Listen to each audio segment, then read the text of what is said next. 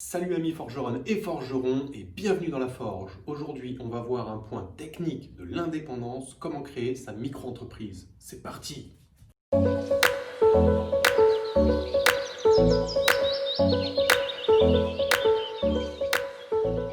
Donc je ne vais pas faire l'éloge ici de pourquoi lancer sa micro-entreprise ou pourquoi lancer son business. Je pense que vous connaissez très clairement ma position sur l'indépendance et l'entrepreneuriat.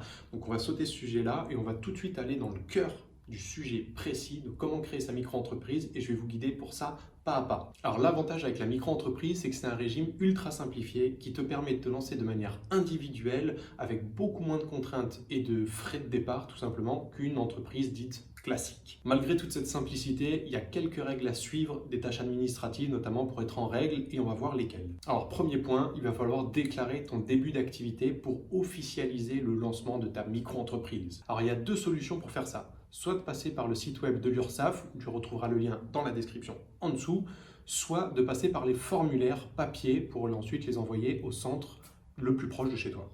Le laissez-passer à 38. Vous avez le formulaire bleu? Le formulaire bleu, non? Alors il faut savoir que si tu fais le formulaire papier, il y a différents formulaires en fonction de si tu es artisan, commerçant, profession libérale ou si tu veux créer une EIRL, une entreprise individuelle à responsabilité limitée. C'est possible aussi avec le statut de micro-entreprise. Donc par exemple pour moi quand j'ai créé ma micro-entreprise, mon domaine d'activité c'était informatique et mon activité, pour te donner le label précis, c'était conception de site web, développement, vente de solutions informatiques. Tu devras ensuite rentrer des informations courantes, donc ton identité, ton adresse personnelle, une adresse professionnelle si tu en as une pour ta micro-entreprise. Et tu devras aussi rentrer des informations un peu plus complexes, on va dire, le régime social et le régime fiscal qu'on va voir tout de suite. Alors dans le régime social, tu devras choisir les options en fait de versement de tes cotisations que tu devras à l'URSSAF, soit de façon trimestrielle, soit de façon mensuelle. Pour ma part, au début, quand j'ai lancé ma micro-entreprise, j'avais choisi le format trimestriel. Mais comme j'étais en même temps en fait demandeur d'emploi, je touchais les allocations chômage et c'était compliqué en fait de jongler sur les 3 mois parce qu'en gros, Pôle emploi va te donner les 3 mois de façon normale et à la fin, il va réguler et te devoir soit moins, soit la même somme si tu n'as fait aucun bénéfice. Donc je trouvais ça compliqué en fait d'avoir des rentrées d'argent constantes, puis d'un seul coup ça tombe, puis constante, etc. J'ai préféré avoir quelque chose d'homogène en fait au final. Donc après ça, ce sera à toi de voir comme tu préfères et de poser tes calculs tout simplement.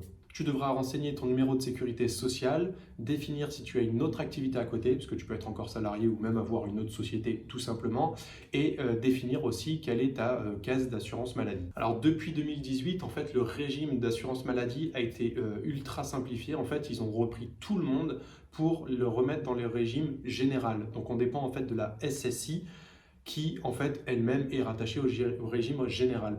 Donc au final, si tu es demandeur d'emploi ou si tu étais salarié avant, ton régime ne va pas changer entre-temps. Ensuite, il y a le régime fiscal. Il va falloir déterminer si tu veux opter pour le versement libératoire de l'impôt sur le revenu. Je te mettrai un petit descriptif de qu'est-ce que c'est au final dans la description.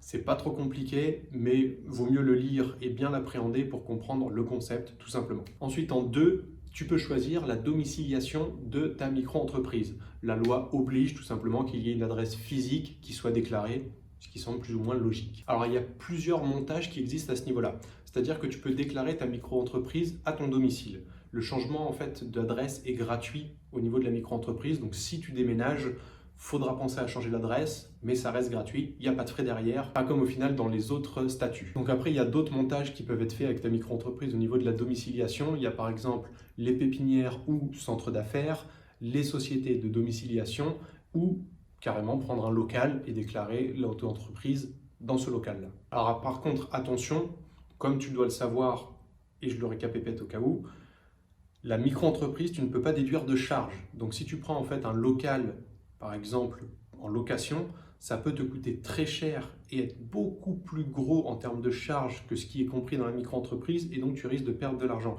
Donc pose bien tes calculs avant de choisir le statut dans lequel tu veux partir et le local que tu veux prendre. Il faut toujours calculer ses frais pour choisir son statut de toute manière. Dans tous les cas, il faudra déclarer en fait aux impôts la surface sur laquelle la micro-entreprise exerce son activité tout simplement pour tout simplement s'acquitter de la CFE. Et la CFE, c'est la cotisation foncière des entreprises. Alors auparavant, en fait, la micro-entreprise l'auto-entreprise dans son nom en fait premier était acquitté de cette CFE. Maintenant, malheureusement, ce n'est plus le cas. Il n'y a que la première année qui vous est offerte. Les taxes. Les taxes.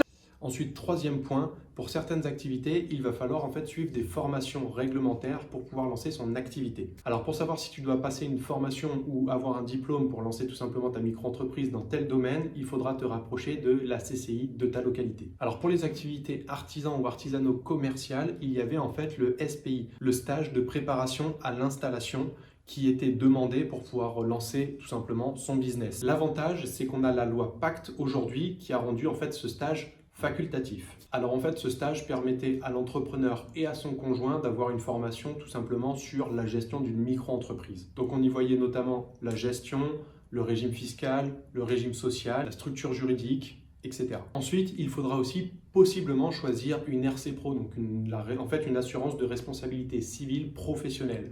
Alors pourquoi y souscrire? Ça va dépendre de votre secteur d'activité notamment. C'est plus ou moins obligatoire, on va dire, même s'il n'y a pas de texte de loi qui nous y oblige. C'est tout simplement en fait une assurance qui va vous couvrir en cas de problème avec un client. Prenons un exemple, imaginons que je travaille pour Decathlon et que c'est moi qui fais leur site web. À un moment donné, je viens à faire une mise à jour à l'intérieur du système qui fait tomber le site pendant à peu près 4 heures. Eux, c'est très simple. Ils vont calculer en fait une heure, combien elle rapporte en moyenne, et ils vont me facturer ça 4 heures de perte. Et donc moi, si je dois payer des frais comme ça, imaginons que je suis en début d'entreprise, ça peut faire super mal. Donc la RC Pro va nous couvrir sur ce type de problème. Personnellement, moi en informatique, je ne l'ai pas pris tout de suite. Je ne l'ai toujours pas encore actuellement, d'ailleurs, pour être objectif.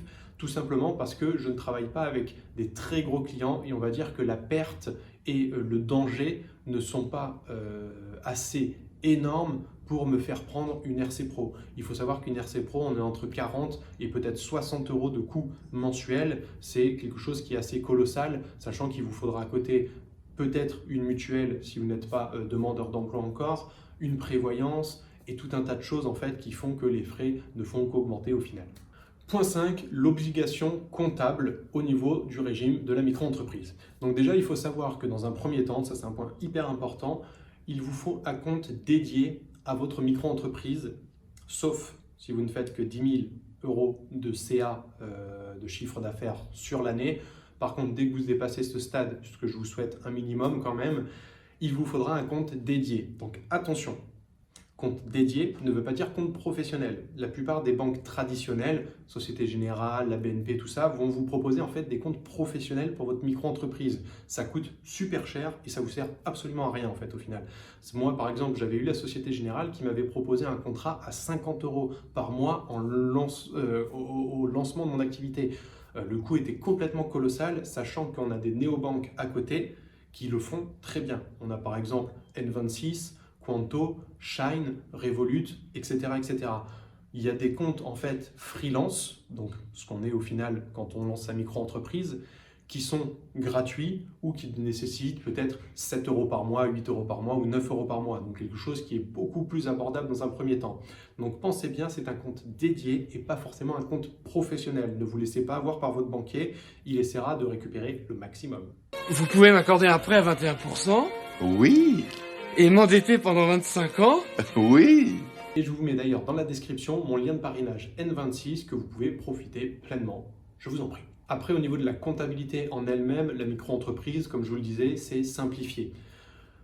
Mais vous n'êtes pas exempté en fait de déclarer tous les mouvements qu'il va y avoir sur votre compte. Donc il vous faudra forcément un cahier des recettes encaissées, ordonné de façon chronologique, pour pouvoir tout simplement qu'on suive quelles sont ces entrées d'argent et pourquoi elles sont rentrées. Pour ma part, j'utilise le service Henri qui est gratuit. Je vous mets pareil le lien dans la description. C'est très bien pour débuter ou même pour toujours au final, parce que le service est quand même bien fait. J'aime beaucoup l'esprit de la société. Donc je vous laisse vous renseigner dessus, regarder un peu ce qu'il en est. Mais je vous conseille ce service au moins pour démarrer dans un premier temps. Ensuite, il vous faudra forcément un cahier des achats si votre activité est tournée vers tout simplement l'achat et la revente au final. Si vous vendez des biens matériels, des biens par exemple de la nourriture en plat emporté, là il vous faudra un cahier des achats forcément puisque vous allez avoir de gros achats pour pouvoir vendre derrière. Donc forcément, en tant que professionnel, vous êtes obligé de passer par une facturation à vos clients pour pouvoir justifier de l'entrée d'argent. Qui dit pas de facture,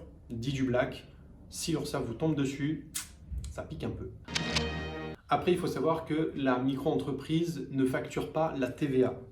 Alors c'est un avantage et en même temps un inconvénient, parce que du coup vous n'avez pas ces frais qui vont rentrer en ligne de compte, sauf que si vous achetez en fait quelque chose à un prestataire de service, vous allez forcément lui payer la TVA, mais vous ne la récupérerez jamais. Il y a une mention obligatoire à rajouter sur ces facturations, ces documents contractuels. Je vous la mets directement dans la description, comme ça vous l'aurez. Et voilà, c'est la fin de cette vidéo. Donc là, normalement, tu as pu créer ta micro-entreprise, donc tu as pu déclarer tout simplement au niveau de l'État que tu existes et que tu as lancé ton business. Tu as maintenant aussi les clés en main pour pouvoir choisir ta banque, ton service de facturation qui te fera en même temps cahier des achats et cahier des ventes, possiblement selon ton activité. Tu as aussi la possibilité maintenant de choisir ton compte dédié le plus logique possible sans te faire avoir par ton banquier. Et si tu as pris une RC Pro, tant mieux pour toi, je pense que c'est la meilleure des choses à faire. Mon exemple n'est pas le meilleur, à toi de peser les pour et les contre. En tout cas, si tu as aimé cette vidéo, un petit pouce bleu, ça fera super plaisir. N'hésite pas aussi à t'abonner et à activer la petite cloche pour être au courant de toutes les vidéos qui vont suivre sur ma chaîne. Comme je le répète souvent dans les vidéos, on va parler d'investissement, de développement personnel, on va parler d'indépendance et d'entrepreneuriat, mais aussi de web et les technologies du web en règle générale. Donc voilà, je te dis à très bientôt. J'espère en tout cas que cette vidéo t'aura apporté des billes pour te lancer. D'ailleurs, si tu as créé ta micro-entreprise grâce à cette vidéo ou même en suivant cette vidéo en même temps, n'hésite pas à le mettre en commentaire. Ça me fera plaisir de savoir qu'il y a eu un exemple concret avec tout ça. Et puis en tout cas, je te dis à très bientôt. Et en attendant, forgez bien. Salut!